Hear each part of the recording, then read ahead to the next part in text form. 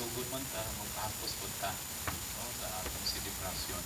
Pero sa dili pang tanan, ang akong dako ng pagpasalamat, no, sa ngalan sa itong parokya, ang pagdadani na akong partner, nagpasalamat kami ng kaputing sa tanang mga kagawad o mga barangay functionaries na naadinting na nag-perform sa ilahang mga sayaw, sa mga kanta.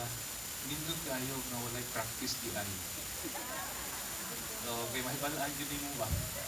Pero bisan pagtulang ang panahon sa pag-practice, nindot ihagpot ang presentation. So, salamat kayo po kang iyong ihagyon ng una-una ba? Kay magbuhay pa man po diri, so di na ko makita ang iuukdagan sa atong parokya. Kung sa may naandan, o pato.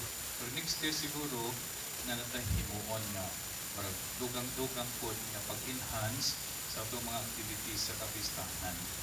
So, mo ni panglanton di iyong nga, parang taon na mag-prepare ka sa itong piyesta, mingaw kayo. Parang wala na piyesta ba? So, mo nang isuya na ito, mag-himog program, i-involve na ito ang duha ka barangays na belong sa parokya sa Holy Family. So far, nindot man ang presentation na diig o karon na katiig. So hopefully by next year, so na natin ma-improve nga himuon na to.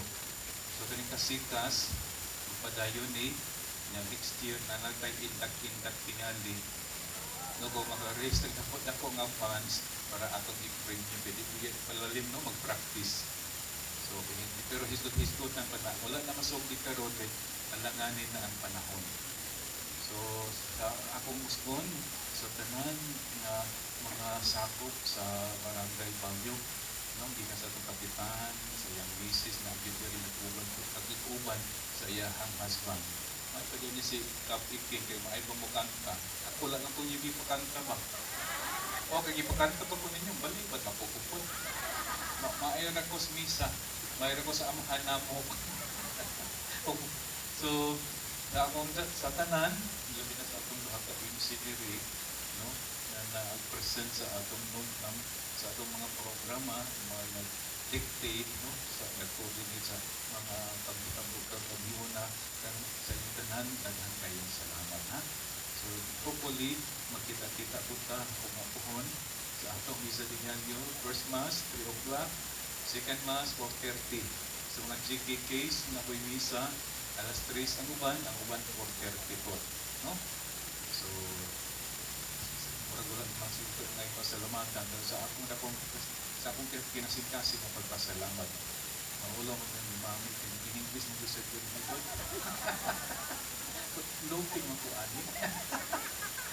Nindog ko para sa final blessing, no? Ganitong amahan, dagang salamat. Minagkagkabuon, may mong gihatag o gitagana ka namo. Salamat po sa mga kaigsuunan na may paambit sa ilahang kahibalo, sa ilang talento, diyan sa pagsayaw, diyan sa pagkanta. Salamat po sa matag-usang na presensya na naghatag o kabulok, naghatag o kolor o pulok ng mga programa.